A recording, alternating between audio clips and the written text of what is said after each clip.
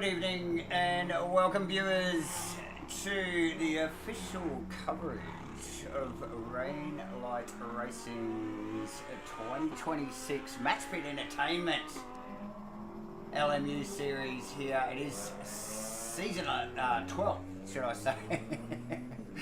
It is round 4 here at Interlagos tonight. I'm Davo, J-Man, always by my side. How are you doing, my friend? Yeah, evening, Davo. Good evening once again, viewers. Welcome to Sao Paulo, Brazil. Fantastic piece of racetrack here for us tonight, and just paid witness to a very high-intensity practice session, Davo. And look, guys out there really making the most of those cooler conditions as they did run deep into the darkness there with that session. Obviously the qualifying session coming up very shortly, and that's going to be once again a massive battle. Steve Crossland topped the excuse me, the top of the board there with a 134.7 in very nice practice session. Matty Clark, no stranger to being up the pointy end there over Nathan Bewley. Hayden Crossland, I believe, is in the B Crossland car. So a couple of Crosslands out there, famous Crossies. Got a famous nephew out there at the moment as well, as we do see the cars about to roll out for this 10-minute qualifying session. And hey, look, the big news around the pit lane at the moment is that big chance of rain here for the race coming up after the quali. And I tell you what, that will be really interesting to see these guys. So much talent, so much speed out there. How do they control all of that in trying conditions tonight? But nonetheless, we do see the roll out. Who have you got? Is that Nathan Bewley chasing? Oh, Harry Lawrence. Now that fascinates me because I was just talking to one of the drivers and they thought that Harry Lawrence was out for the season. And he is on shared points for the lead of this championship right now with Nathan Bewley, and a 9-point deficit back to Matty Clark. It's going to really spice this one up, and I'll tell you what, if you can't hear it, I have got a smile on my face to see Harry Lawrence out there in the Mercedes, Davo. A very quick driver, and look, I think that's just up the ante for tonight. I am pumped up for this one. Yeah, look, maybe young Harry has just sort of, you know, had a second thought about, you know, where he is standing in the series and his decision on maybe stepping aside, and thought, you know what, bugger that, I'm in for the long haul. So yeah, definitely good to see the black Mercedes out there again tonight, J-Man. This is going to be a cracker. Interlagos, fairly technical circuit, and yeah, it's going to be an interesting race, I think. With did you mention there might be a chance of rain? I'm not sure. Well, if I look at the server settings, is anything to go by, it did state that the practice and qualifying sessions were 100% dry, and look, temperatures are down for all these sessions, around 14 ambient with about 26 tracks. So tyre, we're going to be not so bad in these conditions, but it did say 100% chance of rain in the feature race. And look, if we're trusting, which we tend to be a little trusting, Davo, we could expect something pretty special. So what does that mean for quali? Look, qualifying is still pretty special. It's your chance to go out there and obviously get yourself up towards the front of what is a pretty good looking grid right now, Davo. So what have we got? Out there? Okay, we'll just get some numbers on the actual official numbers out there once they start coming through, because obviously LMU does like to trick us with cars sitting in the pit lane in case somebody turns up late. But it's looking at about 15 so far, I think, on my board. Yeah, and look, I think Monday nights was a footy night for Harry, so maybe something's come up there, and he's blessed us with his presence right now to go out there and get amongst it with these guys out there. But look, there isn't much separating the top part of this field. There are still some fantastic battles throughout this championship that we'll touch on throughout the night. Look, they were commencing out on track and on the totem off off the cameras as far as the champs are concerned, and you know it is round 4 of what is a 10-round series, I believe, Davo. So Yes. we're already approaching the halfway mark in the series. The business end, you know, start putting them off. The gaps start getting more realistic about where they're going to end up. So here we go. 37-1 for Matty Clark. We talked to him off camera just a little earlier, and he was sort of hoping somewhere around, I think, was he at mid-36 or something in quality trim, somewhere around there. So a little bit of work to do, but yeah, solid time straight up, J-Man. Rowe has been very handy over the past few weeks, and no surprise to see him there in provisional second. J-Man, like you mentioned, Steve Crossland, famous Crossy, topped the pre-race practice board a little bit earlier. So plenty going on. Usual suspect, Ben, should I say Hayden Crossland?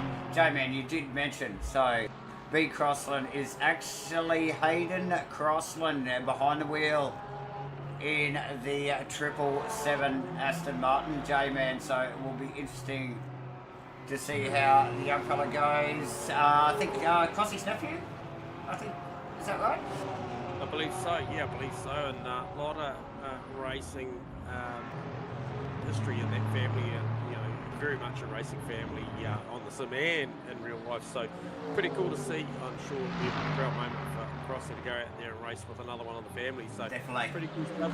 Big shout out to you guys watching in from Brisbane, mate. Always good to have you tuning in. Also, always present.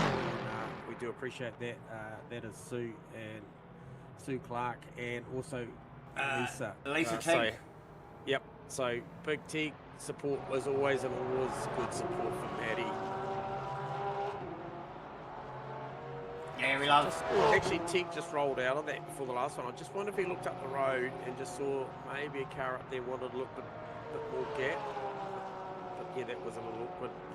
Heading into turn 14, obviously turn 15, really late. 15 turns, 4.3 kilometres to the circuit. Very good average speed round here. The cars flow very, very well. I think the Centre S's work very well at the sector 1, and then obviously I think the hot spots tonight, Davo, that I think we're going to see a bit of action will always be turn 8 and then turn 10. The two sharp right-handers in the mid-sector.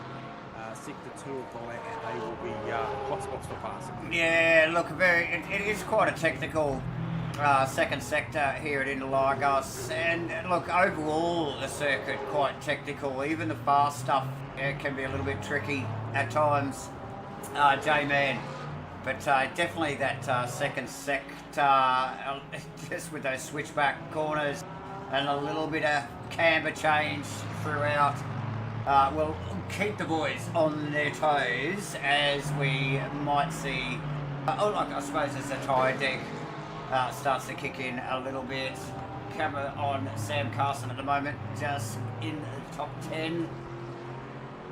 Yeah, and this is a car that you know, talked to Sam a little earlier in the evening as well, and on paper this is a car that functions very well on the wind apparently. So yeah, hoping for good things. Sam's really starting to get his head round. Said he learned a lot in the last 3 weeks with LMU. Obviously he's a very consistent and accomplished ACC racer, and dabbles in a fair bit of racing with multi-platform, so good to see. But the multi-platform boys, they do like a challenge, don't they, J-Man? Like, yeah, I'm not sure. It's another one. Yeah, Carso, I think, yeah, and like Lee Perkins, I think they dabble in iRacing, ACC, and LMU. So the guys stay pretty busy. I think actually Perko doesn't mind steering a rally car as well, just to shake it up a little bit more. So yeah, those guys are definitely up for a challenge. Yeah, and I need to just correct myself on something I said before. I was just too wrapped up in the numbers. So talking to Matty earlier, he said predictively, I think, on similar pace to what he's run here in seasons before, he would be not disappointed to see himself run a 33.6. Now he's in there on a 34.0, so tyre and timer probably at their peak at the moment. Obviously a couple of minutes to go in the session. Yeah, not long ago. Matty have that thing right in the window, he's about to back another lap. He did go magenta sector 1, so session best 34.1, so he's just a tenth away from his personal best there. However, he's got around about what's he got, 9 tenths, 7 3/4 tenths to Costas Macrolos. So Macrolos has got the Lamborghini working here, Dave. Definitely. That's positive. Crossland, the guy, the fast guy from the practice now, jumps up there. No surprise to see him back up in second in qualifying. Looking a little bit sketchy there coming out of 1 and 2. Aston looks like it might be trying to kill him tonight, but I'm sure eyes will be firmly forward with nephew Hayden on the grid as well, and we'll be looking to set a good example. So nice work, front row, Matty Clark, Steve Crossland. Provisionally third is Macrolos, and fourth Bewley, third and fourth respectively there, J-Man. Macrolos is very good in sector 1 by his own standard as well, personal best in there, and he has got that thing all lit up, sector 1. So, and if my numbers are correct, he is mega through sector 1. Okay, they've just adjusted, so he's about 3 tenths away from Matty Clark, sector 1. Only a few seconds to run in this qualifying session, J-Man. Welcome, viewers. Welcome. Okay, he's aborted that lap with 8 seconds to go. He would have crossed the line, I believe, but obviously didn't have any more in it. And it comes in. So Matty Clark, has he done enough? He actually owns sector 1 and sector 3 over Crossland. So Crossland across the line. Bewley still out on track in the Lexi. Yeah, and Magenta sector 1 too, I might add. So if he's got time to run this thing out, this is a very, very good start to the lap. And we'll see what that looks like. We'll soon find out.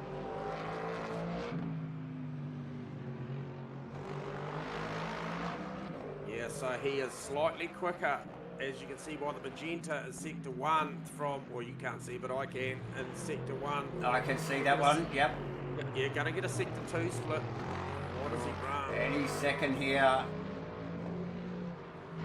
So definitely got the rubber band wound up in the Lexus here tonight. Oh, PB in 47.4 plays a 47.3. That's correct. This is going to be tight with Matty Clark. He is on the predictive numbers going to go to either P1 or P2. Yeah, he's going to eclipse the times of Macrolos and Crossland and go and threaten Matty for the pole here. And he just tucks in behind. Matty Clark there. Over. Yep. Yeah. So nice work from Nathan there. Yeah, definitely had the rubber band wound up on that one, and all the boys, including Ken Worcester, there wrap up their qualifying J-Man. We will just quickly run through them. You can see them on the board there, ladies and gentlemen. Matty Clark, Nathan Bewley on the front row, Steve Crossland, Costas Macrolos, Gunther Rowe, Hayden Crossland in Ben's car, Chris Fraser, Joseph Marnie, nice work for Joseph there up in 8th position, J-Man, and like we mentioned, Sam, multi-platform racer throughout the week into 9th, nice work, and nice work from Firth actually as well, rounding out the top 10. We got Dugdale, Mitchell, Lawrence, Worcester, Teggles, Lee Perkins, rounding out the rest of the field, 16 drivers. Awesome stuff. Welcome all of our viewers, and we love you guys supporting the drivers, the likes of Sue Clark and Lisa Tegg, Haley, Renee as well. All you guys in there barracking for the boys in the race here tonight, as always, and welcome aboard again, J-Man. Let's just have a quick sneaky peek at the points while these guys get set. Have you got that in front of you? Yes, mate, I do. Yeah, 100%. I'll just bring that graphic up, and here we go. Yeah, so as mentioned, Harry Lawrence, equal points there at the top, 118 points apiece there, if I'm correct, and that is shared with Nathan Bewley. Matty Clark, 109 in third place there. Costas Makrolos in fourth, 93 points, 81 points to Gunther Rowe, Pete Dawson, Robbie Mitchell, Chris Fraser, Joseph Marnie, and Hayden Tegg rounding out the 10, there with 50 points. Yep. So that is the 10, and the list goes on from there. Obviously, Isaac, Ichikawa, Sam Carson, Crossland, Firth, Dugdale, Perkins, Rainier, Worcester, Mollier, and Wozniak round out the 20 there. So the points go down to 20th on our numbers there, but plenty to play for here tonight with these guys. And I think I did hear race control call it. And on cue, Davo, the sun's out, but it is raining. It is raining. Look, we've got a really funny little graphic going on. Or should I say, a bit of vision here with the boys seeing a very sunny looking Interlagos with the wipers going. We will make mention, obviously, SIMRACING supporting Rainlight as always in 2026 again with a look, mystery prize once again at the end of the season. So got to be in it to win it. Jump on board. You should have already started by now. But good on SIMRACING. The good people at SIMRACING for getting on board with Rainlight Racing once again, and always bring awesome prizes, as do MATCHFIT Entertainment, major sponsor for the series here. Davo and J-Man might have a sneaky little surprise up our sleeve over the next couple of weeks, but so stay tuned for that. Anybody can win. Not long to run here, J-Man, before we get the guys on a very short formation lap. I think we've run through everything. Oh, let's just have a quick look at the calendar. You can see there, round 4, we are at Interlagos, and next week at Sebring. These things race excellently at Sebring, J-Man. So that will be awesome fun. Let's get some vision, ladies and gentlemen. Don't go anywhere, Sue, Hayden, Lisa, and Isaac, because this is going to get exciting. Buckle up. Look at the spray. It is a wet track.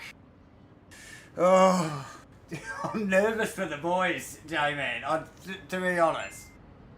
Yeah, hey, look, and full field, I just checked the grid. The full field is on wet, so no one trying to roll the dice. Oh, okay, there you go. It did state that it was 100% wet, so here we go. And what will this look like as they all turn up down into the centre S's for the first time in the wet? Who has done a bit of wet practice during the week?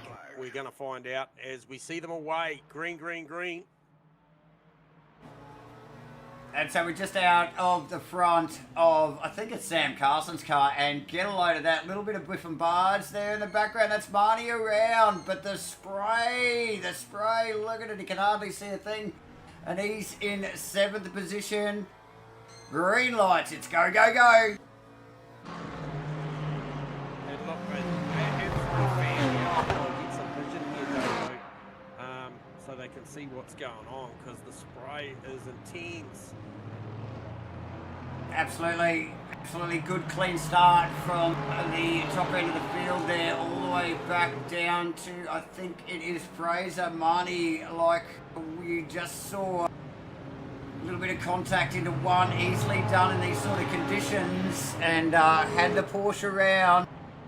Not sure where he's laying now, back into 14th position, J-Man, but look, very tidy stuff at pointy end. The spray though, look, let's see if we can get a rear shot with our clunky LMU cameras here. Yeah, does look interesting there, Pete Dawson. Shame to not see you out there tonight, mate. Oh, yes.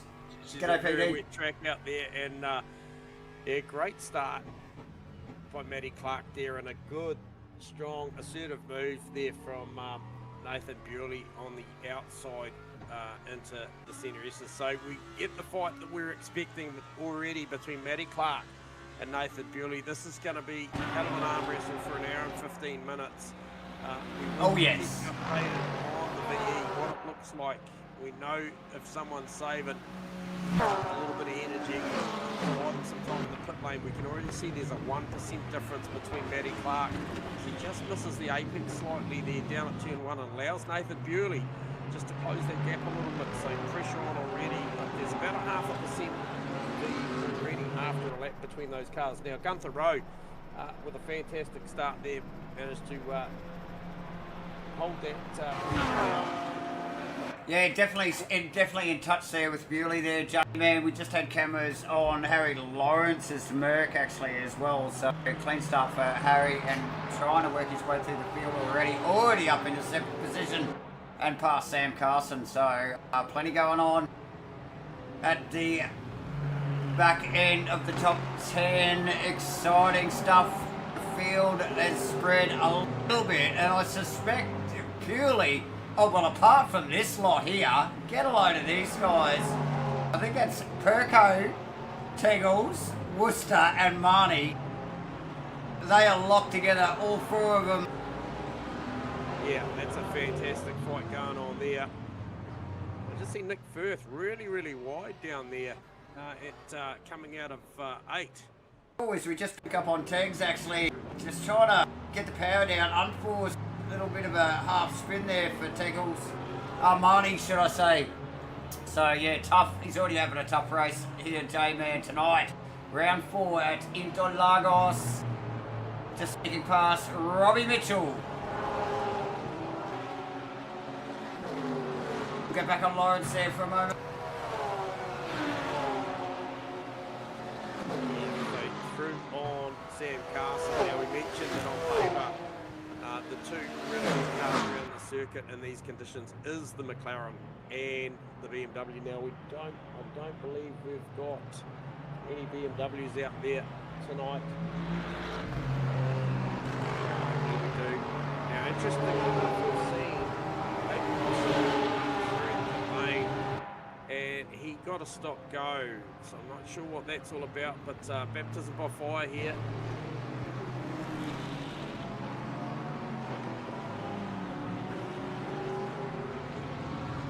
Yeah, I agree. Isaac Harry is on the move. He didn't qualify anywhere near the standard we'd see him. He was a long way back.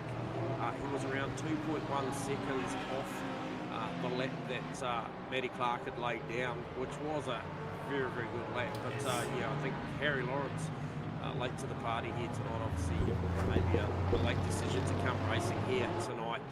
Awesome. And, awesome. Yes, definitely. It quite possibly was J-Man, if you want to just check those levels again.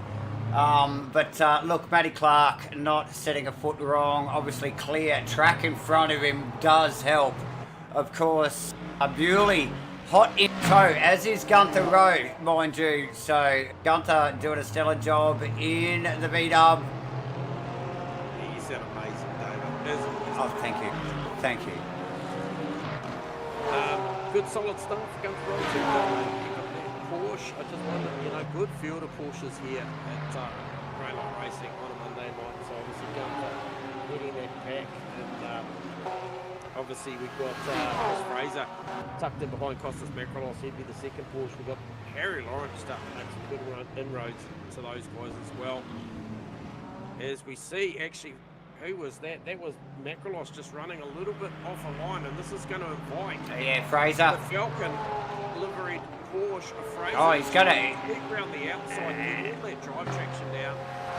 Yeah, I think the Porsche doesn't mind a little bit of precipitation here. It really does get its power down nicely. And yeah, look, just the slightest of mistake there from Makrolos, like he picked up there, J-Man. And Fraser passed. A good clean pass too, mind you. Lawrence is coming, though, in that big bad black move. Sam Carson doing a stellar job in the 720 McLaren. So nice work. Nick Firth in the background in the Aston Martin. 1.6 seconds now the margin for Matty Clark over Nathan Beauly. To answer the question, Isaac, I'm not sure what happened to Steve Crossland here, but he did go a long way back. Oh yes, he's gone back to 11th. We didn't see that, didn't pick that up on camera, unfortunately. Teggles in a solid 9th position. Ken Worcester, J-Man, actually just sitting in front of Steve Crossland now, relegated back to 11th position. So nice work from Kenny Worcester there, J-Man, in that stunningly painted Mustang. And doing a great job. Doesn't mind a wet track, I suspect. So doing great. Who we got? Steve Crossland, Lee Perkins. Actually, there's an out-of-position car just tucked in there. I think it might be... Who is that? I'm not sure. I think it's an odd car. There we go. Macalos, back to the Macalos battle. And Lawrence already up on the back of the Lamborghini.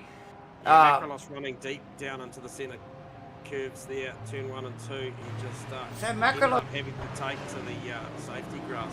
Yeah, he doesn't look comfy in those couple of corners there, does he? Particularly on the exit out of 2 there.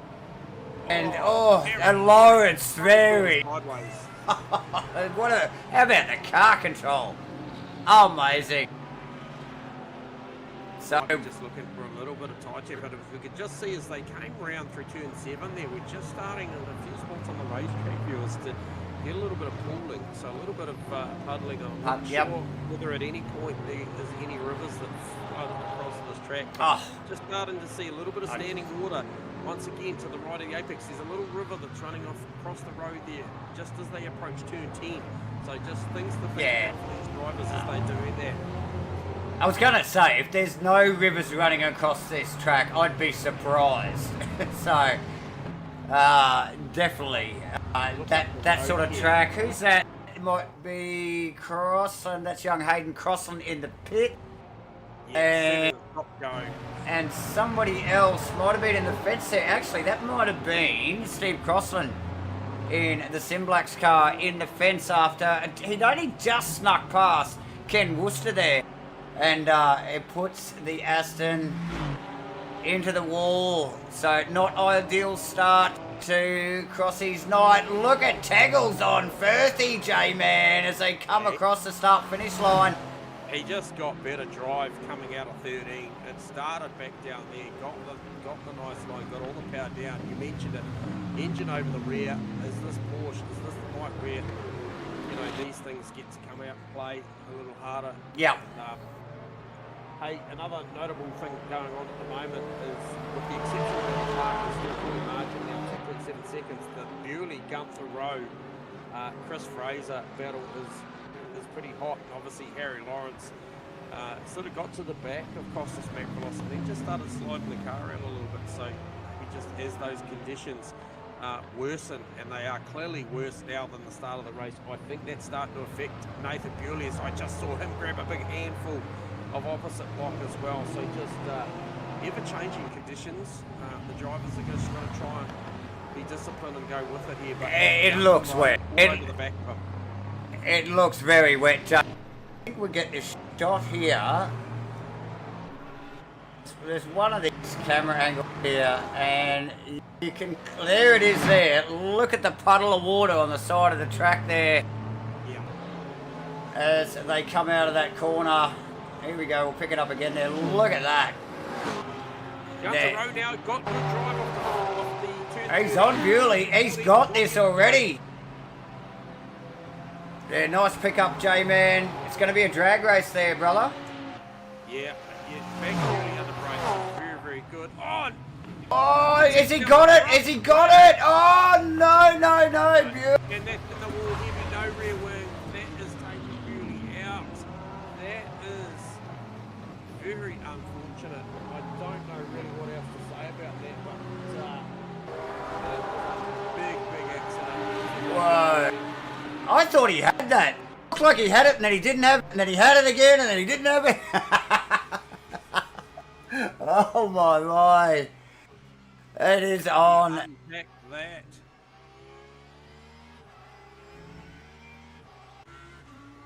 Hayden Teague off the circuit out of the centre S's, gives that back to Ken Worcester and Nick Firth. So just drops him back to P10. He was cycling on so nicely then. Yeah, it sort of made up a couple of positions in, I think, both, well, Worcester and Nick Firth.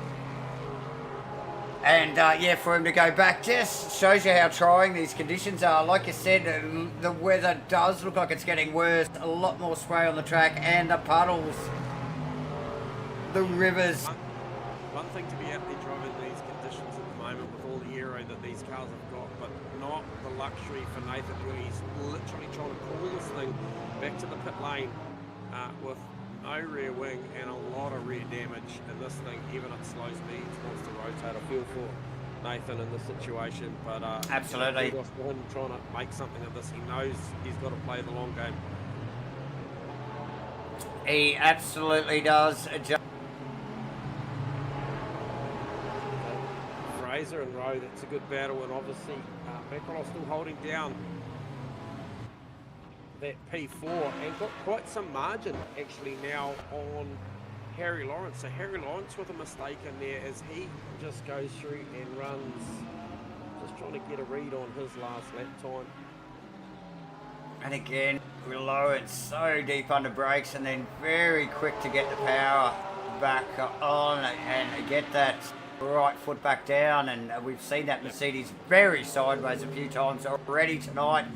We've got to get back up to Teggles here and Nick Firth. This little group of cars here racing very hard. That is Ken Worcester sitting in front in 7th position, but Teggles past Firthy again, and it is on. He nearly threw it away though, coming out of the centre S's there, right out on the apron there, so manages to hold off Firthy, and he'll be eyes forward again back to Wheels Inc. up to Ken Worcester. So Ken's got that Mustang in a nice position at the moment in P7. Sam Carson, obviously by way of those guys in front.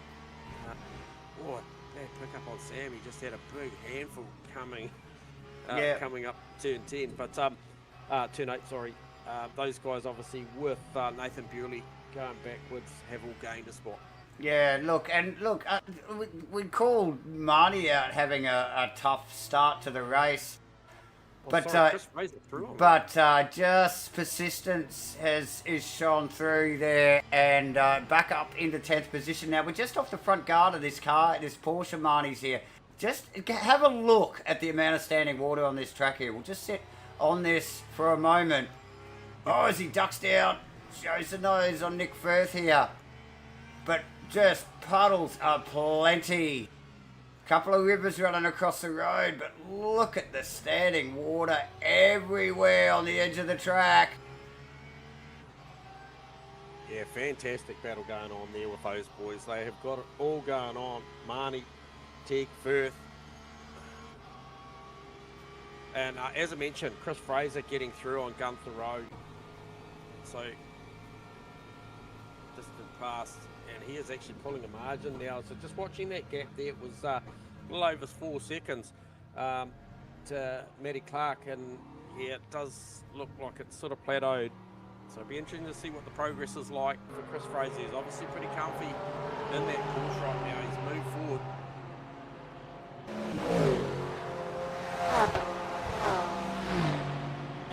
Yeah, nice work from Fraser actually, just to keep that all together when others have fallen by the wayside, J-Man, through, I suppose, no fault of their own, but just the weather and the track conditions on the day here. And yeah, it's just trying to stay focused and not push too hard. And it sounds simple when you say it like that, but who is that off the track there too? That might have been Hayden Crossan actually, just regathering that car up after a small off-track excursion, and we have seen a plenty of that already tonight, so he can be forgiven, J-Man. Really, can't he? He can. And look, Costas Macrolos now, I reckon that thing's just the balance of that car's come back a bit now, and he has got a ton of speed on, and he's lining up Gunther Road down the front straight. Gets out of the brake proper early. what does that look like? So very similar on VE at the moment. It's about a percent between them.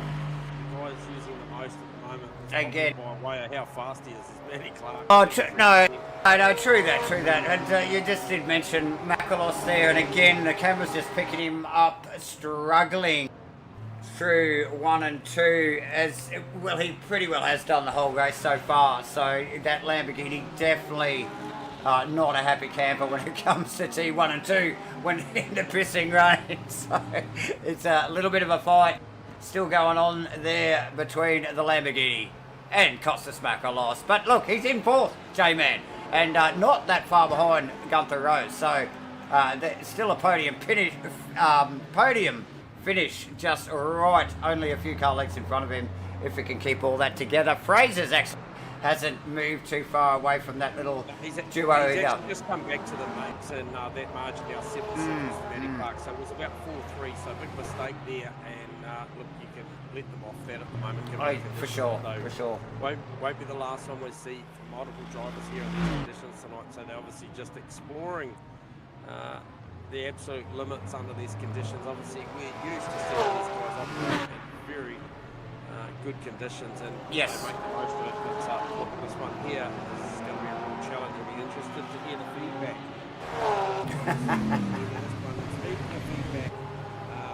Wow. We don't often dwell on the negatives, but we've got an opportunity. We do have famous Crossy. I'm not sure if he's actually still in the rig and his mic's on, but we'll give it a check. You mate?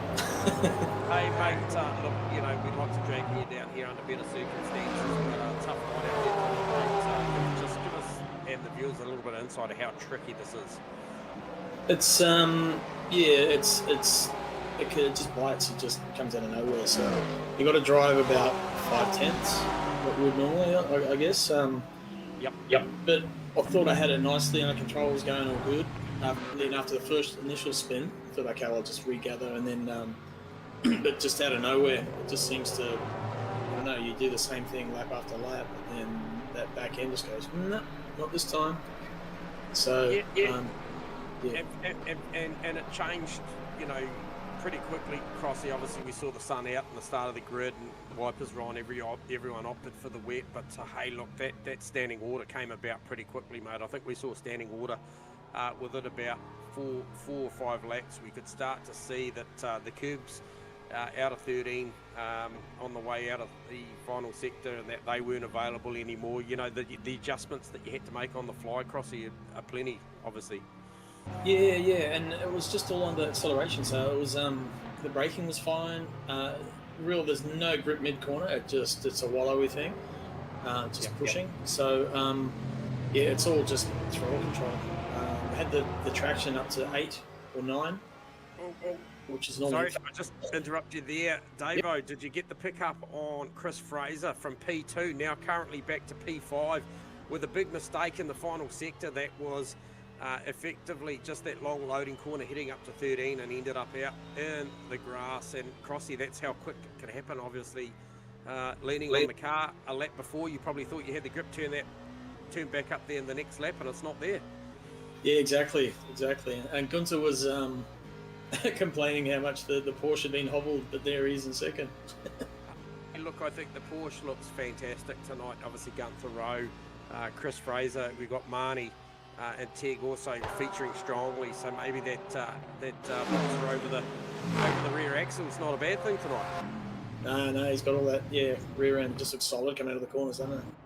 Yeah. Hey, look, well, condolences on that, mate. I know you would have expected a lot more out of tonight, but just a quick mention too, is it young Hayden out there? Yeah, he's running under Ben's account, but that's Hayden behind the wheel. Yeah, so it's the first run. He was really quick in practice and qualifying. He was like nipping at my heels the whole way. So, he's carrying the flag for the Crosslands at the moment. Yeah, and, wet running, he's okay with all that? He seems to be. He did have a bit of a moment, I think, but, Yep. Yeah, I'm not sure he got the... Oh, there he goes. He just let Sam Carson through, who's currently operating out of P10, so 5 place difference between those boys. And unfortunately, Hayden's actually been through the pit lane. I think he did pick up a stop go as well, so lots of learnings out there, mate. It's obviously it's obviously a big learning curve, this platform, and we wish him the best. And hey, look, I do appreciate under trying times for you coming down and having a chat, Crossy. And look, at least I hope you can enjoy the rest of the race from a spectacle, mate. Oh, definitely. All good. Cheers, guys. I look forward to watching the commentary there. Cheers. That is Crossy 43, the Sim Blacks, Aston Martin taking a little shower. Well, he probably got a shower out there to start with, Davo, but he's just grabbed another one a little early. So anyway, Definitely. Plenty out there, mate. Definitely. Just got eyes back on Harry Lawrence, who, albeit, look, I think everyone's had a little bit of a slip up tonight except for Matty Clark. So, yeah, still holding down fourth position in front of Fraser. Like you mentioned, Bewley back out on track, who's actually just tucked in behind Lawrence's car there in the Lexi. Out of position, though, back in 14th. And look, he will just be trying to stay focused. And look, he just needs to bank some points here, doesn't he, mate? Yeah, and I think that'll be it. You know, like there's still plenty of mistakes going to happen up the road. You know, there's nothing to say that another car doesn't end up in the fence and having to do a really slow lap in. And it could be one of his key contenders. I mean, absolutely. But you wouldn't wish it on anyone, and he wouldn't either. But look, it is the nature of the track at the moment out there. Really, really trying conditions. It goes to show how disciplined Matty Clark's been at the moment. He's holding that 7-odd second lead at the moment over Gunther Rowe. And Gunther Rowe is, he's doing a great job. He's been up there, and then Fraser got through, and obviously got involved with that incident with Nathan Bewley. And you know, we won't even bother to speculate what that looks like behind the scenes. We'll leave that to the people that sort that stuff out. But you know, nothing's racing. And Harry Lawrence, though, look, he got there quick, but then obviously conditions faded, and maybe just the engineering that car as the track really got wet, just not quite what he wants. We know the talent that he is as far as driving the car, but look, I reckon we're still going to have Chris Fraser to contend with, because he's regathered himself after that little bit of a mistake, and he had good pace. He did, J-Man. A little group of Worcester, Marnie, Tegs and Firth. Firth with a run now. Still very tight. Sam Carson in clean air behind them, just able to not really defend or attack, but just focus on the job at hand, pretty much, which is a job in itself. I tell you, with these sort of conditions, good work for Sam there. A couple of MATCHFIT logos on the end plates there. Robbie Mitchell just running across the line in 11th, not too far behind, as is Lee Perkins in the Bumblebee Lamborghini. Ken Dugdale running up the hill towards the start finish, straight in 13th. And like we mentioned, Bewley actually tagged on the back of Lawrence, and well tagged on the back of Lawrence, to be honest. So yeah, look, I think Bewley looks a little strong at the moment. He probably took the opportunity to put another set of wets on that when he repaired the car, and maybe just a little bit more square edges to those wet blocks on those tyres at the moment, because he did look really strong, and it could help. All he's trying to do is he's just trying to unlap himself effectively.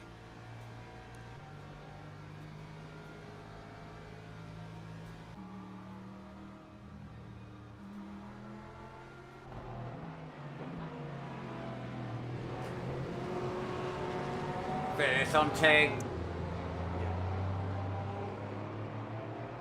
Just see how much standing water there is on the outside of 13 there, and they all end up heading there, but it's just diminishing. You know, they want to get the widest line out there to let the car flow. We can see Firth, he got that better run there, and it's going to sweep on through, get back onto the race line. Very deep under brakes is Nick Firth. Can he pull it up? Oh, he does a good job, and you can see ahead a shot there. That is Marnie and Worcester, and they are going at it now. Now Marnie getting a great drive.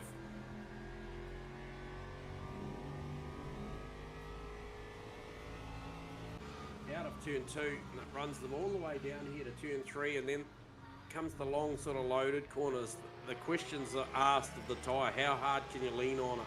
How much throttle application can you apply here? And then once again here, high speed, you're scrubbing off speed as you're going through these double apex right-handers here. Oh, Marnie with overlap there, forces Worcester wide. They're both brave, big. I mean, Marnie to be in the puddles on the inside there, and Worcester taking the awkward line by running wide, particularly on that corner, because the Canberra runs away drastically as they brow the hill there.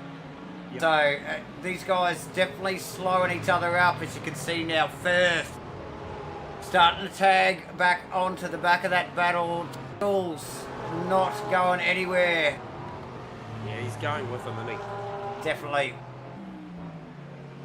That margin static at the front. Dave O'Malley Clark's just keeps punching the numbers at the moment.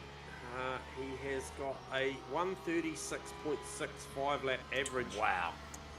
And that is very impressive. I think Macrolos got a 136.1 average. So Macrolos, watch for that car there. Watch for him. If he's going to keep up with those averages, what that means is that it'll be a net gain into the deficit that he's got of 3.1 seconds behind Gunther Rowe, as we just see that margin. Maybe that's Gunther Rowe coming back a little. Now, personal best sector 1 this lap for Costas Macrolos. So maybe just once again, I'm sure these cars and drivers will just find a little balance throughout the laps here as the night progresses. Still got 46.5 minutes left to run. We'll have a pit stop in this one. No doubt that it'll be for another set of wets and a bit of VE, or actually, you know, and or both. Or does that become more important on a night like tonight? You know, to have a for sure at the back end.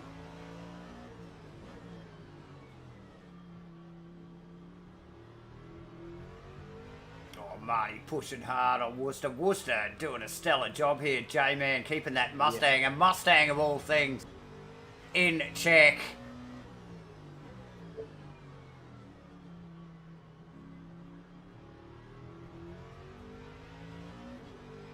I think it's the only Mustang in the field too, so nice work from Ken.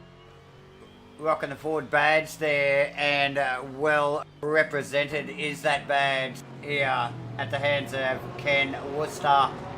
Nice work, brother. Matty Clark, like you mentioned, J-Man, well out front. Gunther Rowe, what do you got eyes on there, mate? Oh, just a big save from Nathan Bewley in between turn 1 and 2 as he dropped down the centre S's there. He just had a big pause off the throttle and a handful of opposite lock. And tricky corner, eh? Yeah, just listening to him as well, I just wonder what the strategy is. He's a smart operator, as Nathan Bewley, and he's really rolling off a long way before the corners here. He's obviously got a fair bit more energy than these guys by way of being forced to have to take that pit stop to repair the car. Yeah. So a lap down, however, on the leaders, and I just wonder if he's just trying to strategize himself at least back onto the lead lap, and with a very short stop maybe before the end. 65% remaining with 44.5 minutes. I would think that he's possibly going to go again, but I reckon he's probably just working himself into a strategy where he's stationary for the least amount of time. For sure, J-Man. Look, I think although these guys, you can see just on the camera shots here, quite a gap between some of these drivers here, but there's definitely strategy on just how hard they push and how they deal with these such conditions. You were talking about the stats. Marnie again on Worcester, but look, he might get the overlap there, but then the Mustang has got him through the left-hander. Yeah, well, this is good vision from Ken Worcester as well, because he knows he's been attacked there every lap at the moment. Knows if he can live around the outside, he's got the rights to the next left-hander, and he just lives there. And you know, the more that goes on, the more comfortable he's going to be with Josie just poking the nose down there at turn 10. For sure. And look at the punch the Mustang's got up the hill. I mean, Joseph can't get the overlap on that that left-hander at the bottom of the hill there. So it literally has to choose the same braking mark as Ken and follow him through the corner, and the Mustang just punches up the hill so hard. The Porsche's got nothing, but then it comes down to 1 and 2 here, and there again, Marnie taking a gamble, getting in that puddle on the inside, taking those calculated risks. Yeah, speaking of risk, I've been watching Hayden Teague, and I'll be interested to know he's rolling off a lot earlier off the throttle into turn 1 in particular than Nick Firth, and there's about a % difference between those guys on the VE, and I just wonder whether he's thinking, well, okay, I can't quite get down okay. at the moment. Can I get in the pit lane by just being a little bit more efficient? Sure, for sure. And you mentioned that with also Nathan Bewley was doing it as well. So trying to strategise himself into getting back on the lead lap here. So these guys, obviously back into it, they are very much aware of how to really make the most out of these cars now. Now you were talking stats before, and like the average. Oh, those average times, and I was surprised to hear the Lamborghini of Macrolos was quite a low number there. He's absolutely smashing them now. I mean, Matty Clark average has dropped to a 43.0 for a 5-lap average versus it's a 36.9 for Gunther Rowe, and then it's up to a 43.2 now for Macrolos. So Macrolos was doing really well. His has dropped. Gunther Rowe's still on a very good average. He's pulled out around about 2.5 to 3 seconds up on Matty Clark lately. So that'll be by way of Clarkie having a couple of ordinary laps by his standard in the last 19. So it's all about consistency to get those averages, and obviously those averages, when we see them as good as they were, it definitely means that they're progressing nicely up the field.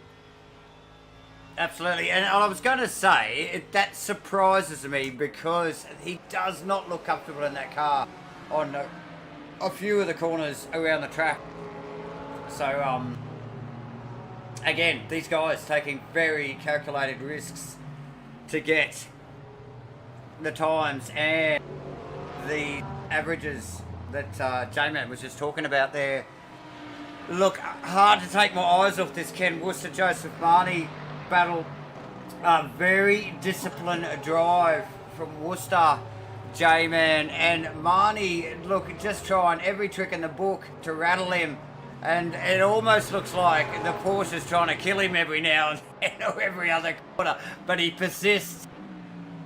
That is Nick Firth. You can see in the background there. Let's just see if we can get a camera on him. Number 8. Oh, and there goes Worcester round. Yep. So finally, there's Tiggles goes through as well. There is the mistake. That is unfortunate for Ken. He had been holding a fortress-like grip on that position, which was 6th position, mind you, ladies and gentlemen. Wow. So unfortunate stuff. Ken Worcester, he just needs to refocus and get back on it. Joseph will be taking a little bit of a breath, probably not much, because Firthy is still hot in tow in the Aston Martin, as is Tegs in the T-Rex bloody liveried. I love that thing. I tell you what, the two most consistent cars in the field at the moment have to be Joseph Marnie and Gunther Rowe. Last 5-lap average 36.7. There you go. So obviously we do have the likes of Clark going out there and banking faster laps every other one, and that's that's why his average could be down if he's obviously banked a very, very quick one and then he's a long way away from it. It can adjust it, but those guys are driving well inside their limits. So I'm talking about Gunther Rowe, Joseph Marnie, and the other one that comes to mind as well was Chris Fraser as well, so he's doing a great job with a 37.2 average. Currently sitting in P5 as well, so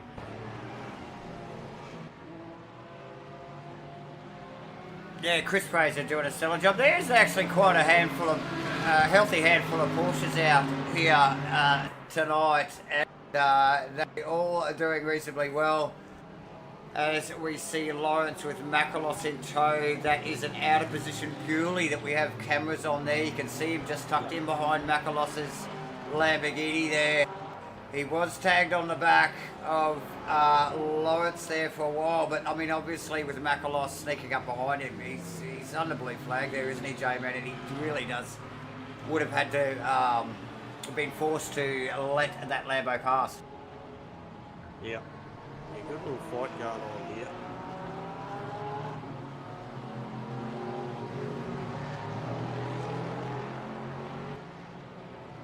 Trying conditions here, ladies and gentlemen, tonight.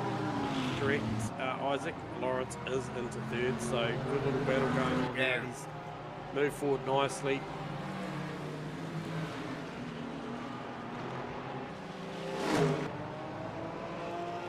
Yes, that is correct. Sorry, that was my bad.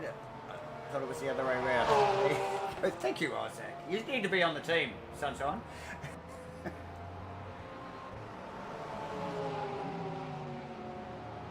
It's a good lap. Gunter Rowe across the line. Very disciplined drive from Gunter so far. J-Man, little to no mistakes. Lawrence up into third position. Makalos in tow. Out of position Bewley. You can see just tucked in behind him there. And that is Chris Fraser actually just coming out of the centre S's there now. So Fraser not too far behind, mate. Yeah, look, to give you a read on where those guys are that you've just quoted, Matty Clark went through for a 46.0, 46.9 for Gunther Rowe, 46.8 for Harry Lawrence, 47.1 for Matt Ross, and a 47.2 for Chris Fraser, 48.3 for Marnie, and a 48.2 for Nick Firth, Hayden Teague, 49.0. So that is effectively top 8. So Ken Worcester, was he come through? He came through for a 48.0, and P10 Sam Carson 48.4. So pretty competitive out there for the top 10. It is. As we get off the roof cam of none other than Nick Firth in the 56 Aston Martin there, J-Man, and we can see that is Joseph Buddy's Porsche up in front, and looks like it is continuing to try and kill him in every other corner as he runs real wide to stay out of some of those puddles and then picks up others. But every now and then you can tell he's trying, because every now and then he just gets a big snap and does well to gather that up. Firthy, totally different line in the Aston there. You saw him run wide, creating two apexes for the left-hander just at the bottom of that little hill there, where Marnie was able to hold the Porsche tightly through the corner. So two vastly different lines from these guys to pretty much create a very similar lap time, J-Man. Yeah, you're right.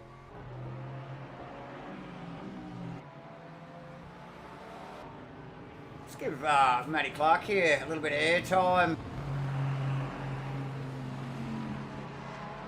And just watch this young man at work. Stellar job. Rarely puts a foot wrong, wet or dry. And again, masterclass here in the pouring rain at Interlagos here for round 4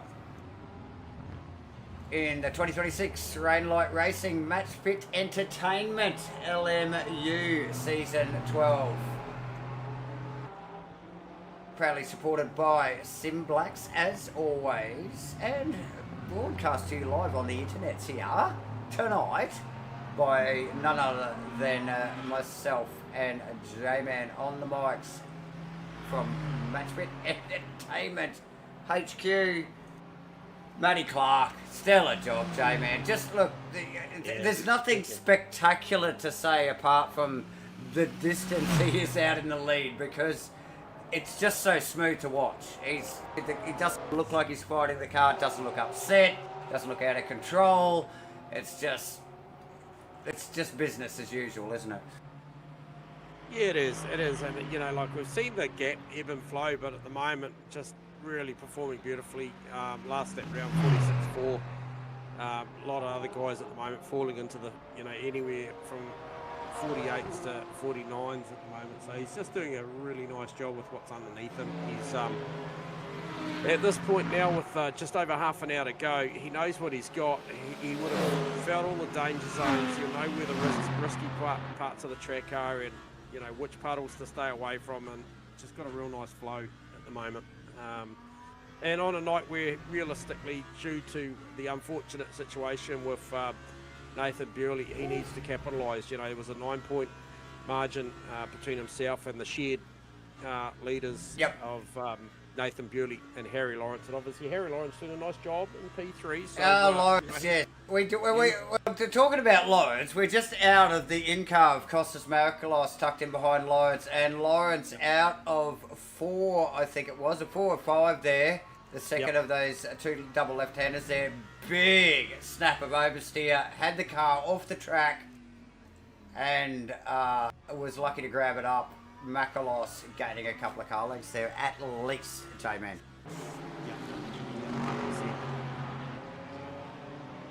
So, still good battle going on. I think Joseph Marnie had a beautiful drive so far as well. He's done a great job. Still got Nick Firth in tow, who always drives within himself, I find. You know, every time we've seen this guy, we've both watched him for a long time.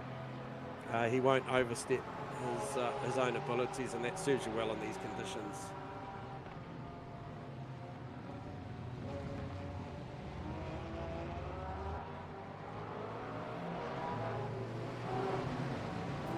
Yeah, tricky stuff, Dugdale and Robbie Mitchell going at it too, Dave, which is good to see. Couple of Porsche.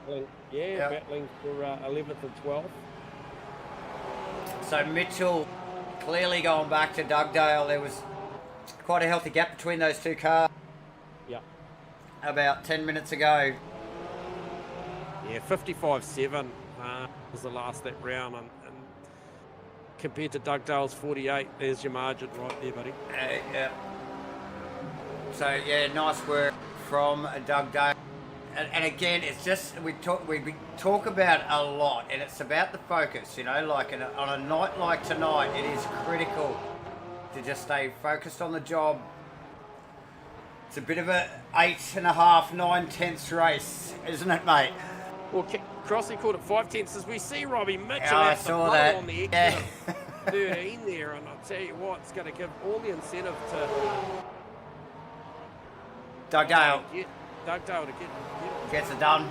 Nice work. Capitalising on the opportunity there. So yeah, so easily done. Again, calculated risks here for the boys. Like, how fast do you want to go, or how far off track do you want to be when you get it wrong? And there's the calculation.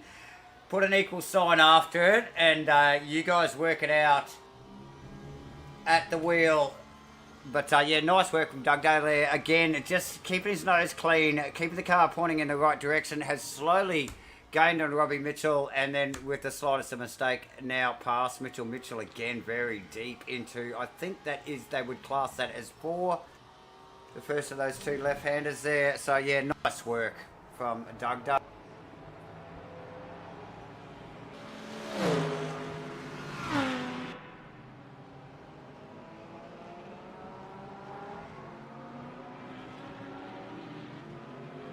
Yeah, so Matty Clark just going to start coming into a bit of traffic now as he approaches the back of that Robbie Mitchell, Ken Dugdale battle as well. So just something to think about, and heading down towards 26% on the VE. Matty Clark will be very conscious about what that looks like, and you know, we know these guys like to do it as late as possible so that they're stationary for the least amount of time. So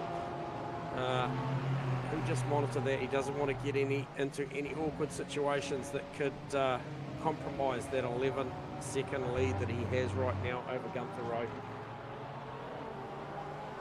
Yeah, Gunther, again, look, we mentioned it a couple of times tonight already, doing a stellar job. A very measured. Oh, he has a big moment. Is he listening? Gunther, if you are listening, turn the volume down. Nearly cursed you there. But I was going to say how disciplined he's been in such shitty conditions. And we get the camera on him and he damn near throws it away. That has actually just shortened that gap between himself and Lawrence, and obviously Macrolos in tow with an out of position. Bewley tucked in behind, who has not gone anywhere. Oh, Gunther Rowe, what's happened? He's just, another moment for Gunther Rowe down through the centre curve, so maybe that's like the tyre temps on those wet tyres, and I tell you what, he's about to lose some more margin to Harry Lawrence. Sorry for the cue in there, Davo, but just picked up on that. That was less than ideal for Gunther, who you just mentioned before you cursed him was doing a fantastic job. Well, I'll just it's hard to look, the guys, it's a tough night here for everyone. yeah. Round 5 will be a memo going out. Please, Davo, don't talk about me. Don't talk about me, especially if I've got the mics on. Now Bewley slowly been working his way back through the field as he comes up behind Lee Perkins. Both of them very sideways. Yeah. And now side by side, no mucking around. Now this is a battle. That's for position. Okay. That is position. P13. Yes. And Bewley punt. Willie Mitchell, Nathan Bewley and co. All still now a lap down on the likes of Matty Clark as he starts to work his way through this field. So. Yeah, so that's actually Fraser. You can just see in the background there. He's actually coming up on that Bewley-Perkins battle there, J-Man. So they are a good ways back in this race and in recovery mode. Yeah, 100%.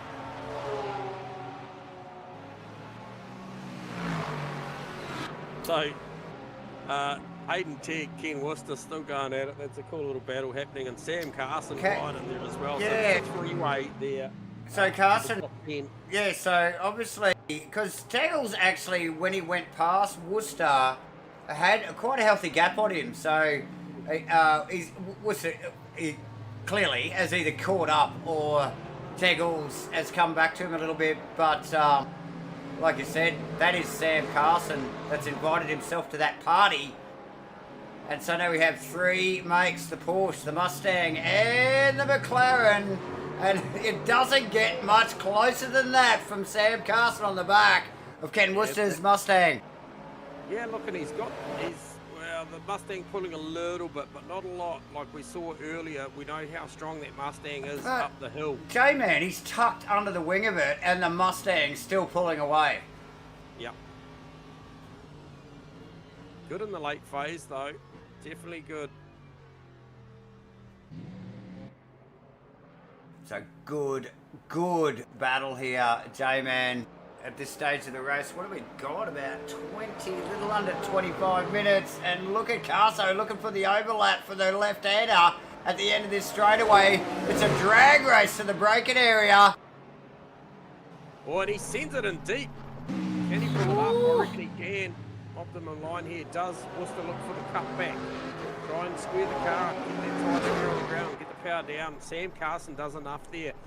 Down, in and out of turn 3. Wow, what a pass. He literally worked on that from the start-finish line, J-Man, to get that done down into 4.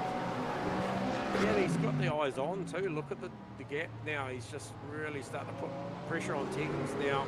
And, yeah, that car definitely coming on towards the end of its stint, isn't it?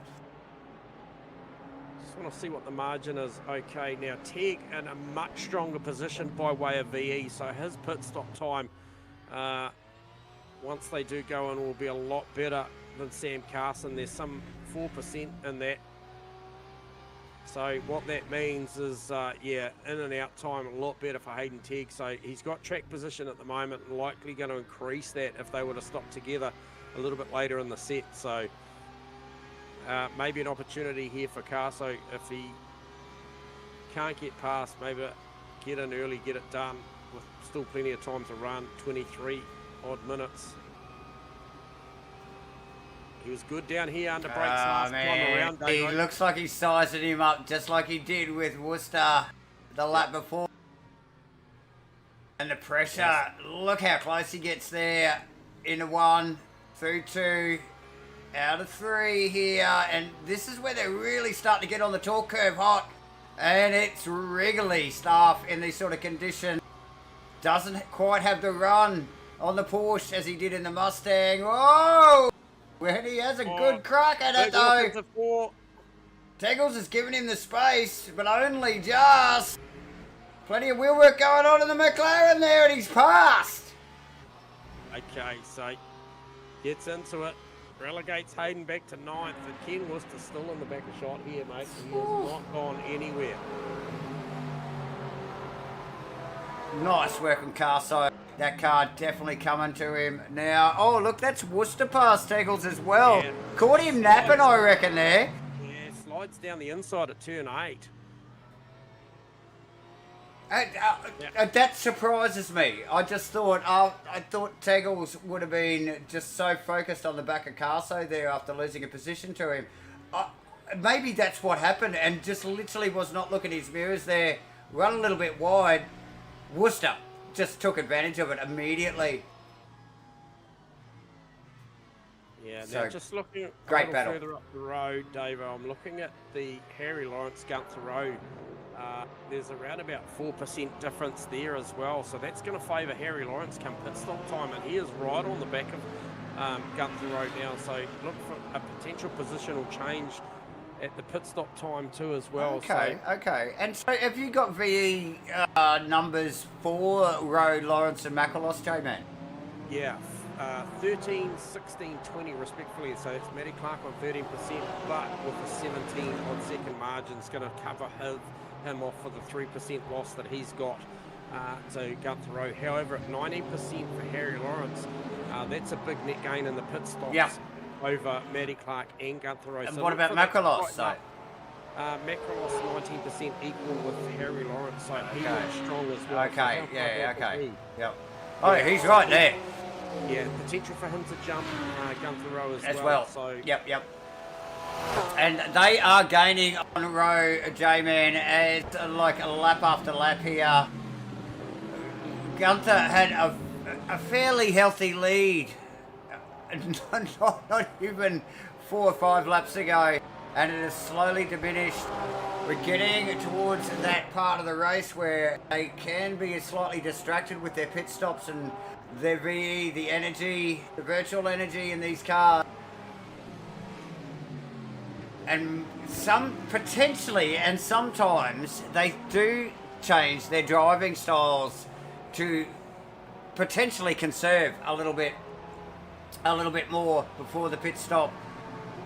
This is what we're talking about. The strategies that go into these races, not only in a pouring down bloody rain race like it is tonight, but just in general, I think Rainlight really have got the length of these races just right, J-Man. It just forces the drivers to strategize a little bit, either conserve or not, and go hard.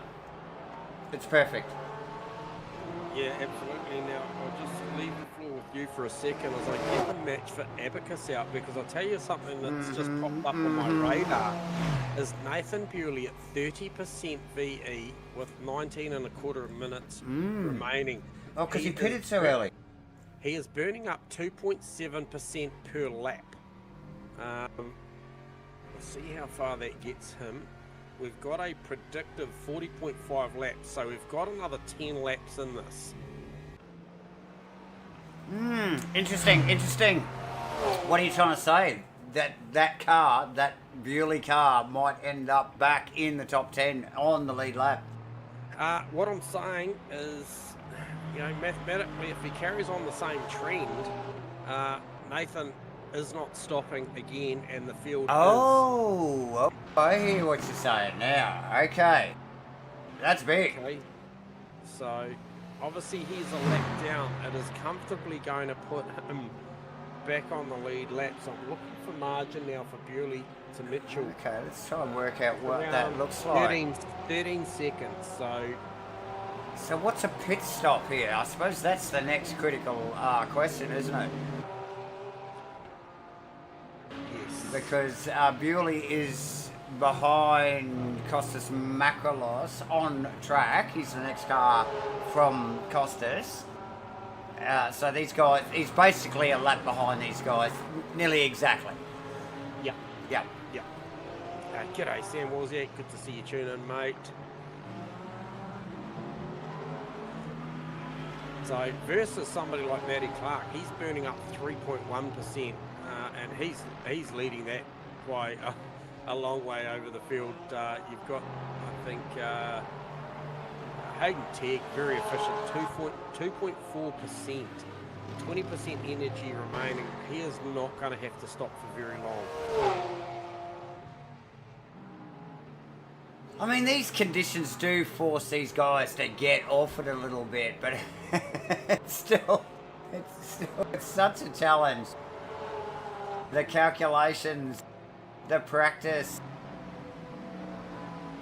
and just getting the car set up right with the amount of fuel and VE them right from the get-go to get it done the way you want it. Look, we're going to know shortly. Yes. Clark is burning an average of 2.7, sometimes 2.9%. He's got 5% in the tank. He's around halfway through this lap. You're probably only going to see him run one more at best. Okay, so we're nearly at the hour mark. So yeah, we've got a little over 16 and a half minutes now. So. Yep. So obviously got a healthy margin around that 17-second mark. The difference, so he's going to be safe, and rightfully so. He's going to have to stop a little earlier. We saw him do this already, where he just banked his pace and banked on pulling enough margin to get the job done. So once again, gone out there, just really consistent, burn up plenty of VE and fuel. Yeah. Backed himself to actually create enough margin. Now he's shallow through 14. Does he go in? No, he's going to run one more with 4% left. Well, he's got that. Okay, let's watch this other lot. Gunther Rowe, in theory, should have enough as well. We see that Porsche quite often runs short, don't we, J-Man? But not tonight. Lawrence and Makrolos all around for another lap. Whew. Get down to the business end, ladies and gentlemen. Don't go anywhere. Well, and just a reminder, don't go anywhere but the like button, ladies and gentlemen. Click that like button. If you're new to the channel, hit the subscribe and your notifications on your way past. But yeah, give us a thumbs up and help support MATCHFIT Entertainment and Rainlight Racing alike. That'd be awesome. You're all friggin' legends once again for tuning in. Now, Hayden Tegg, there's only 5% difference between Nathan Bewley's motor stop. Hayden has really driven this thing efficiently. It's been a minute. He has. It's been a minute since we saw somebody do the absolute efficiency one, and I believe that was George Goddard at Le Mans a couple of seasons ago. Oh, in the Mustang. Yeah. Wow, that was a standout. That's a standout. It was. So, clearly on certain nights it's doable. But at the moment, that'd be very tight based on the numbers. But you mean, Matty Clark throws everything at the pit entry. Didn't want to lose anything at all. He was all sorts of Scandinavian flicks going on down into the entry there. As he tries to pull that thing up, the big bad Aston Martin there, as it pulls itself back onto the jacks there. Who is that? That's Lawrence coming into the pits with Gunther Rowe going around for another one, as does Harry Costas Makrolos, should I say. So, Lawrence in, Clark in. Clark now off the jacks on the way out. J-Man. What is going to happen here? So, there you go. That is Clarkie coming out just in front of Chris Fraser. That shows you how big that gap was. Yeah, Fraser's average burn was very, very good too. So, he's gone with 25%. Same with Harry Lawrence. Oh, he's come out just behind, actually, Fraser, should I say? I spoke too soon, because Matty was in the pit lane still. Oh, well, not in the pit lane, he was in the exit lane. And it is a bit of a curly one. So it takes a little bit to get it out of there. So, no pressure, Chris Fraser, bro. But you do have potentially the leader just tucked right in behind you there. But Matt Clark, the legend behind the wheel, and well, he'll go easy on you. Okay, J-Man, what are we looking at? Does Gunther Rowe come in? So what I'm looking at now with the way that it's sort of shaken out is I now get a good read on Nathan Bewley, who's around about, I think he was around about... Gunther Rowe in, sorry to interrupt, J-Man. Makalos stays out.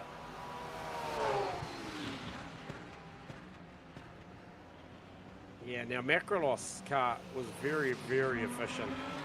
So obviously he gets to go on as late as possible. We'll see what that looks like when it shakes out. Yeah. But Gunther Rowe off the jacks. Harry Lawrence coming up through turn 14 at the moment.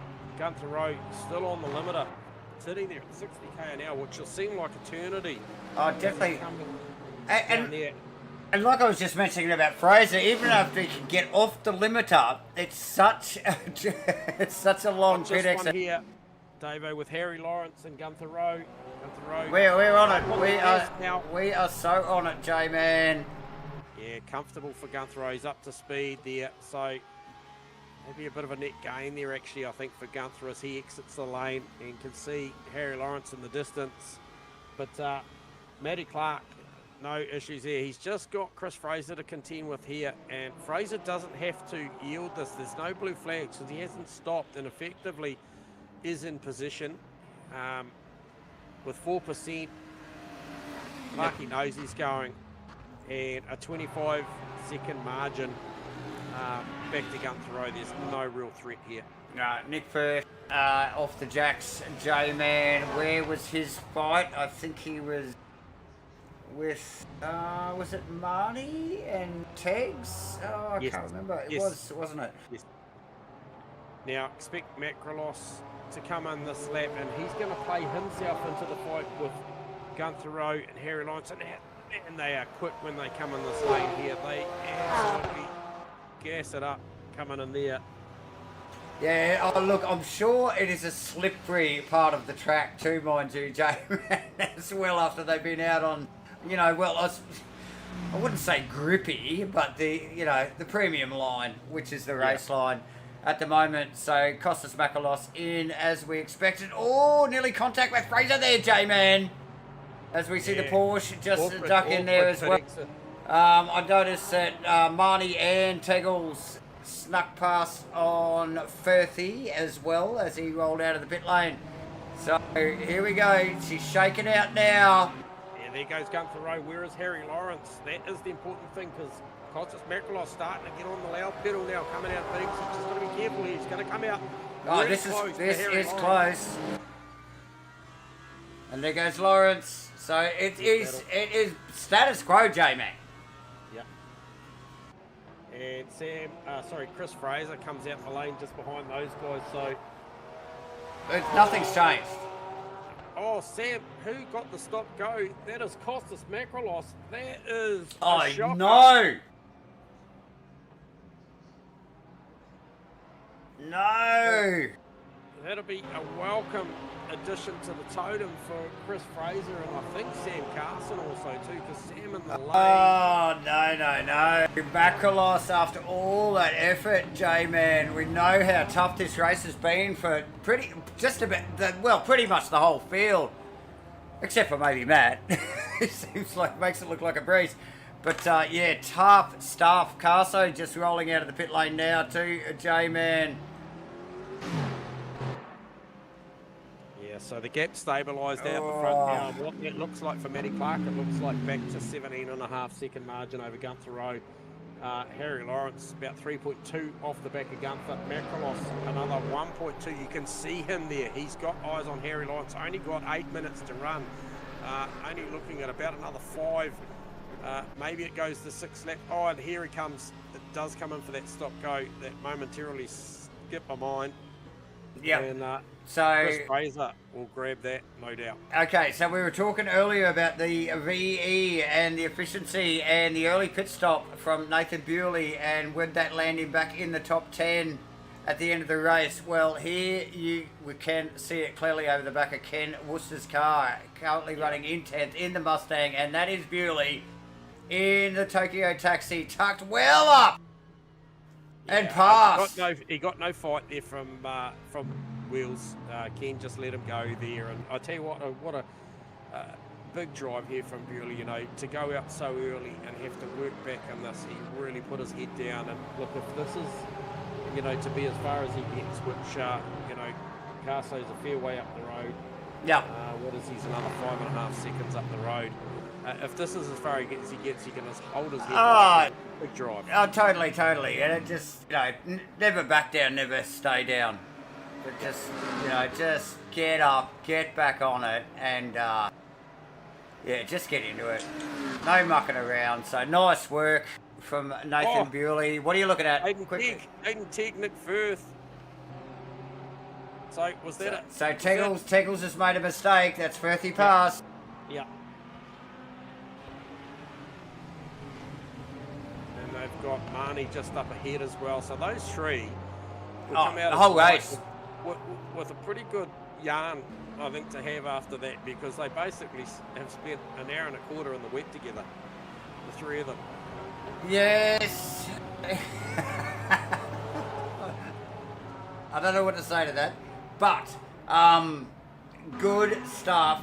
Look, the whole race, literally 70 minutes, these guys have been nose to tail. The positions have changed somewhat, but all running in close succession for the last 70 odd minutes as we start to wind down, J-Man, because it is only 5.5 minutes to go as I look at my clock. Who was that suited? Did Eddie report in that he had a bit of a mistake? We haven't seen anything. He still looks good, so... It might have been that pit entry, J-Man, because it did look a little crazy. Yeah, that's what it'll be. He was pretty messed up. He did a good job to hang on to it. He now is lapping all the way up to 11th now. Ken Worcester next on the radar from Eddie. Hey, look, a big shout out. You were talking about a solid race from Bewley, you know, as a recovery thing, but I've got to give Ken Worcester a shout out in the Mustang. He's been under a lot of pressure for most of the race, and in a Mustang and a very wet Interlagos, I reckon he's doing a fantastic job, brother. Yeah, absolutely. So where is Sam Carson to Nathan Bewley now? We know Bewley is in the top 10. These guys are only a sweep of the camera away. Is 4.5 minutes enough? Probably not. Well, he took a second out that last lap. Yeah, that's close. That's close. Like, if the camera can just sweep across between the two guys, they are very close. And we'll give young Matty Clark a little bit more airtime as we just see Lee Perkins sneak out of the pit lane just behind him in the Bumblebee Lamborghini. But yeah, Matty Clark, a bit of a masterclass here tonight.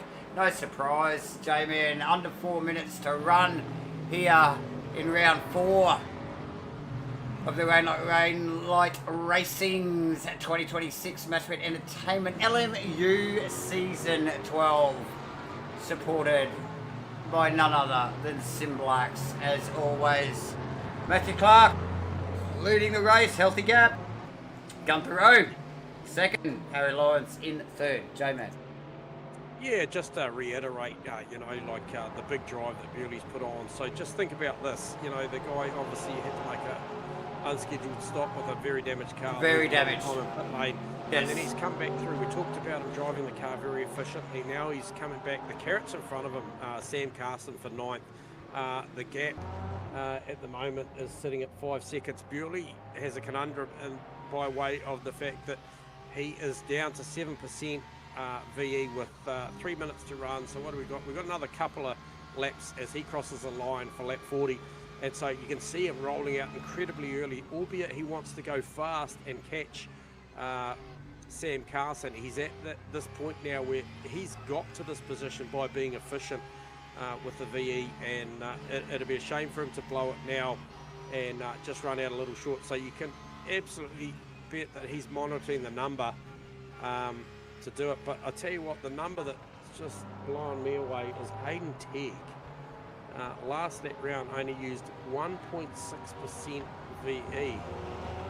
And really? Actually he needs to, because he's on 2%, so he's short. Oh, he's short. On VE. Hey, no wonder. Short. Oh, okay. So, well, Marty and he's got to come in. Tegg's got to come in. That is unfortunate. That's going to see him outside the 10. That's going to give Marty, Firth, Carson and Bewley another position, J-Man, at least. Well, it's behind him now. Behind Teggy is Carso, Bewley and Worcester. Marty and Firth already in front. So definitely well out of the 10. Do you think Worcester will get him? Yes, I do, and yep. drive-through penalty for Lee Perkins, so that may be. Oh, okay. As we watch the clock run down. Oh, and that's Perkins round one of the hairpins there at the top of the hill there. I'm not sure which corner that is, J-Man. It might be 10 or 11. I think it might be 12. Oh, Hayden Tegg, he's come across the line with what's reading 1% for us. Serious? And where is Matty Clark? Matty Clark is about to start the last lap. He stopped. Another one. Tegg's has stopped. I think Tegg's has stopped. Yeah, he's missed it. That is just it's a calculation error. He's crushed him. I think he just realised it, J-Man. He sailed across the start-finish line. Yeah. With no worries, and then realised what he'd done and literally did not get back on the accelerator after one. That car is out of juice. Yeah, that's done. Oh, what a shame for Tegel. Like, he might have lost a couple of positions, but he wouldn't be stopped on the side of the track. We need to get back on this Marty Firth battle, J-Man, because it is ramping up. We saw a little bit of vision there a few moments ago of Firthy having a crack. Oh, yeah. Also, Harry Lawrence, good pickup. Isaac, all over the back of Gunther Rowe. This is the final lap too, guys. So Harry Lawrence really throwing it in there one last time, one last lap. You mentioned, obviously that's a great battle as well. And we can see the move going on outside, inside. Joseph Marnie, Nick Firth. It's a race down there. They've got one more to do. Oh. And Firthy got him. Oh, and Harry Lawrence is having a big look on Rowe as well. On the outside. It's got to make it live there. He's got the overlap for the left-hander. He looks like he might have got it. A little bit of contact. He was quite a way up, and Gunther Rowe stage right. No, he deals with it. Gunther, look. I think crosses the line. Lawrence and Gunther play the same game. It's no prisoners and clean but hard. And Lawrence gets across the line, getting that last position from Gunther Rowe. Matty Clark leading across the line. Harry Lawrence second, Gunther Rowe third. Chris Fraser in fourth. Costas Makalos in fifth.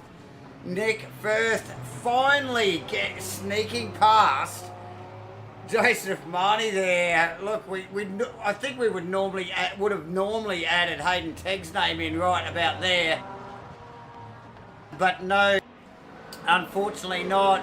Sam Carson snuck up at 8th position. Bewley in 9th.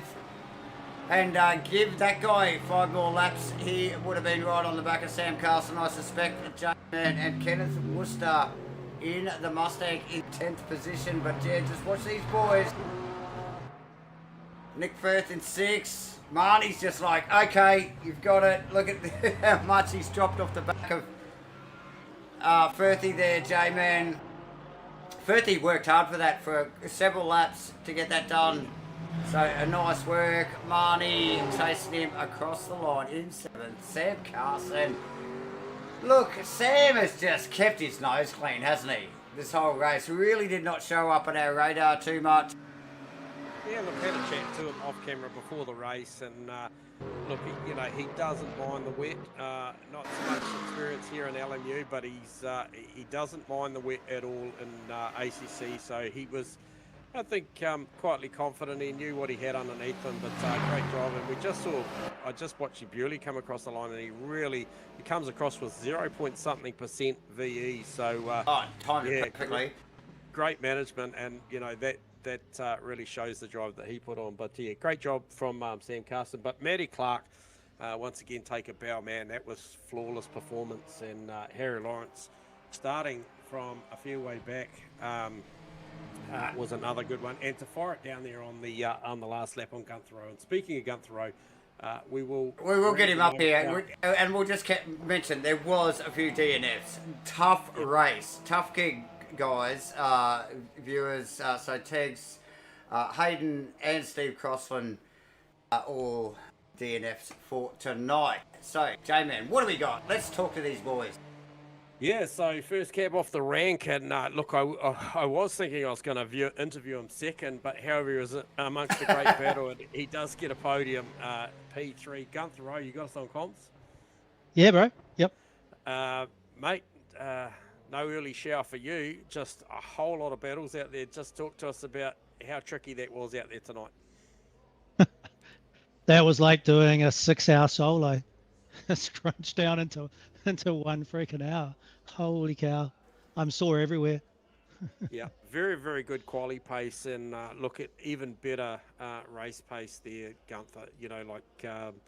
Finishing out, I think your last 5-lap average was 52.4, and that there, obviously a little bit of a slip, a little bit of contact in the final sector there with Harry, but look, good racing, and obviously big moment early in the race too with Nathan Bewley. I was just driving along, and he just came in on me. Yep. And then I tried to avoid like anything more, and I thought he caught it, and then he slid off. But I definitely felt like I was just driving straight. I mean, I haven't had a look at the replay or anything yet, but yeah, that was a bit sad. But he was pretty tail happy too, I must admit. I mean, we all were a bit, but yeah. So yeah. Hey, look, the Porsche look really, really good. Obviously, we've got a good fleet of Porsches out there at the moment, and they all perform really, really well. But yourself, you really had a handle on that tonight, and pretty much, I think, a well-deserved podium, and look to be with a lap to go in control of that second. But fantastic racing once again, Gunther, and by Rainlight Racing. What a great format, mate. Well done. Oh, thank you. I mean, honestly, I actually thought I was going to come out when the pits washed out, because the car doesn't use VE like anything else, so it's always one of the thirstiest on tracks. So I just thought I'd lose that in the pits because the boys were so close behind me. But then I sort of came out, and Matt was still the only, I guess, unpitted car in front of me. So I don't know if Harry maybe grabbed some tires or something, because he definitely had some hell of a pace afterwards. Dropped to 44 in there. So yeah. Yep, no, we'll no doubt we'll find out shortly, mate. But once again, fantastic result, buddy. So yeah, awesome. Enjoy that well-deserved break after that one. Yeah, thank you. Cheers for the streams, boys. You're welcome, mate. Thanks, Gunther. So that is Gunther Rowe from P3. Fantastic drive once again, and great to see this guy back in the field and once again back in the podium. Harry, you got us on comms, mate? I sure do. big drive tonight, mate. Look, we heard the footy got cancelled, and cue Harry Lawrence late to the piece. Mate, talk to us about the qualifying and then the run back through that field in those conditions. Yeah, qualifying had to end early. I had to eat dinner, so I couldn't do a competitive lap, but I don't think it would have mattered. I'm not the best at Interlagos in the dry. It's possibly my worst track on the game. But as for the race, yeah, it was really fun. Avoided all the incidents on the first lap and was able to get a nice groove behind Costas for most of the first stint. Yeah, and talk to us about that. Even, we saw you in there and made some good gains, and then Davo picked up on the cams there a couple, like you actually got there quite quickly, and then just watching, I think in particular through turn 4, a few big slides, you look like you're well in control, even though the car looked like a four-wheel drift at times. You got there and then it sort of plateaued for a bit. Was there a conscious mindset about maybe VE or just getting into the groove at that point once you got behind Costas? Not particularly. I was just trying to find which lines work. I thought the wet lines would have been a bit more a bit more of an advantage tonight, but kind of once I got behind Costas, I was a bit stuck. It's a bit more difficult to drive behind people in the wet, and yeah, I mean, until he made a mistake, he was definitely going to stay ahead of me. Yeah, and the big move, mate, with on the last lap, opted to really just throw caution to the wind and go to the outside of 10 there, mate, and Seifert was it was 10, and Seifert would stick 8, turn 8, and Seifert would stick, so you had rights to the next left-hander. Had you thought much about that move before you did it, or it was spontaneous? Well, I got a massive squeeze into turn 1, which I'm not too worried about, so I knew if I wanted to make it work, I had to be a bit aggressive and also opportunistic in the move, and I noticed on the last 2 laps he was a bit conservative into that corner, so I just hung it around the outside and got it enough up on the inside. He tried to give me a bit of a squeeze, but there was just a little bit of contact that I couldn't really avoid doing. Tried to leave him as much space as I could for that bit. Yeah, mate, you're well up on the curb at that point, like you guys were side by side, both committed to it, but I thought it was a ballsy move going to the outside into the right hander. You backed yourself and it paid off in the end, mates. And look, on a night that obviously Matty Clark was really, really hammered down in light of the point situation, and I don't know what the footy schedule is, mate, but geez, I hope you're back next week. I can confirm I will be here next week, and then it's the 16th that starts, so Awesome. Get one more week of me. Oh, good stuff, mate. We love it. And hey, fantastic drive. Always appreciate the drives that you put on when you're a little further back, whether it be by choice or whatever reason, mate. It's always fantastic to watch you unleash the pace of that Mercedes around here. So well done on the P2, Harry Lawrence. We always appreciate having a chat to you, mates. And any sponsors, family or friends you want to give a shout out, mate? I guess we'll thank the boys over at Impact Sim Sport. Even though they're not LMU people, they're a good bunch who support me in everything I do. Yeah, awesome. So there you Perfect. go. Impact Sim Sport. Well done. You got a top-notch bloke at the controls here tonight in LMU. Well done, Harry Lawrence, mate. Appreciate the chat. Well done. Thanks, guys. So there you go, P2. Anyway, Texas Brisket. Fire up the Barbie. Here comes Matty Clark. Go on. Mate, I think the only real dramatic moment I saw out of you tonight was the entry. Sue tells us that you maybe clipped a bit of curb, but man, serious pace in the wet, Matty. I had to talk to you earlier on. You were sort of giving us a little bit of insight and didn't really, play it up too much, but man, you had some pace out there. Yeah, I wasn't sure, I feel confident in the wet in this game. I've done online races and generally had good pace, but I wasn't sure how other people were going to be. But I guess it does translate that, yeah, I have good pace in the wet, at least at Interlagos. It's hard to say with other tracks, but it feels like it's all in the throttle control. all the pace is just, if you can have any amount of throttle down without activating the TC, you're gaining time. Yeah. And I think that's just where I do well. Yep. And so how busy are you out there tonight, Matty? Obviously going fast anyway, you know, in relation to the field. A lot of big burn. You clearly got different injectors in there than some of the cars out there, because your VE burn is phenomenal. It's not efficient, put it that way. I was even trying to feel safe. I tried to learn a little bit about like short shifting and shit. It clearly hasn't worked. It didn't work at all, bro. Didn't work at all. Like honestly, but you played that, you know, run rabbit run game again that we've seen you do before. You know, make that margin, and you know, when you come in with 17-18 seconds, obviously you've covered it off. You know, it's not that dramatic for the other guys, but you know, early in the piece we saw a good 4 to 6% between yourself and maybe some of your rivals, and so we knew that would be a sort of net game, but it was never going to be enough. But how busy are you in respect of what controls have you got out there? You know, I'm talking about brake balance, biased. You know, do you have the ability to set any rolls on the fly on these things? You know, just talk to us about how busy you are out there with the adjustments and stuff. Definitely can do it. I personally am not that busy. Sometimes I'll remember to drop the brake bias rearward 2 clicks mid-race, but most of the time I generally just forget to do it. I definitely didn't tonight. In the wet, I don't think it matters that much, because you're not pushing the car to the limit. Like, there was definitely more pace than any of us were putting down, but it's having the confidence that you can actually do that without killing yourself. So I was more just raw focus on making as little mistakes as possible than the minutiae of playing with the setup mid-race. In the dry, I would say I think about it more, but even then, I'm sure other people are doing more than I am. I'm pretty bad with all that stuff, honestly.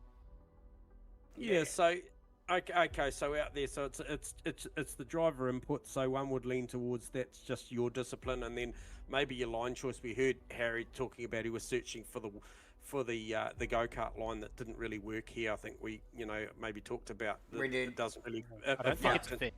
It doesn't function in this game. However, he did go searching for it. So, you know, obviously we saw sunshine and falling rain on the grid in the formation, and then within 4 to 6 laps, it got particularly bad. And I think, you know, that's when we saw, other than yourself, the field shuffle a bit, you know, because clearly people's cars were operating different with the heavier rainfall, maybe the driving style. But you seem to just maybe adapt and go with that on the fly, Matty. But did you, you know, after maybe lap 3 or 4, did you find you had to really consciously be a little bit careful as the standing water started approaching? 100%. There was two bouts. It got the heaviest it was as far as like wet conditions was definitely in that first like 10 to 15 minute range. Yep. But there were 2 bouts of heavy rain throughout the race, sort of in the like starting the the 2nd, 5th, and the 4th, 5th of the race where it was raining the heaviest. It definitely got real slow and real slippery. Like you were saying, after 5 to 6 laps, when the rain really picked up early, I obviously had the advantage of no spray, so it was much easier for me to just drive my race than I'm sure it would have been for the guys battling second back. Yeah. And remind me to throw it out there to the rest of the field that where MATCHFIT is taking bribes for not telling Matty Clark that it was going to rain in the race session before he knew next week. Definitely. Yep. just email me. I'll send you the deets. Yeah. But hey mate, I'll give you the opportunity to thank your sponsors, your friends, family, or whoever you like. But what a fantastic performance. Another P1 for Matty Clark, and just edge that gap closer to the top of the table there, mate. Well done. Floor's yours. I think I might have taken the lead now. Oh, yeah, I think you would have, because Bewley... I have a feeling, because it was 9 points. Yeah, 9 points. Harry Lawrence in second. And Bewley well back. Yep. I don't actually have anybody to shout out this race. No, I'll give a shout out to Jost. That was a solid performance in the wet. Yes. He had a good race, actually. He had a lot of battles going on there. Did get turned, I think, lap 1 T1, but good comeback and fought all the way to the end with Nick Firth for a good finish. Yeah. No, I'm keen to watch it back and see those battles. See the battle between Harry and Gunther to the line. That looked crazy. Oh, Just epic! at the Yeah, top. yeah, it was fantastic, mate. But yeah, a lot of good trading there. Those the mid-pack boys always putting on a show, and then Harry Lawrence and Gunther Rowe right at the end was fantastic. He's a great Always, mate. Yeah. oh, unbelievable. So, I but get- anyway, the honours are all yours tonight, Matty. Once again, so well done, and mate, enjoy the replay because there was plenty going on, and we'll let maybe Davo pay some bills, and yeah, thanks heaps, buddy. Thanks, boys. Appreciate your time always, and thanks for what you do. I love it. So, Awesome, Matty. Awesome, bro. see you next week. Nice Yeah, work. mate. Good on you, Matt. Definitely. That's Matty Clark from P1 here at Sao Paulo, Interlagos. Excellent. What a race, J-Man. Look, I would say, and you would say, what a great race, because we talked about this pre-broadcast. It's just like, oh, apparently it's going to rain. The boys will be disappointed. And you and I both said, well, we won't. Because we were always in for a show. we were loving it.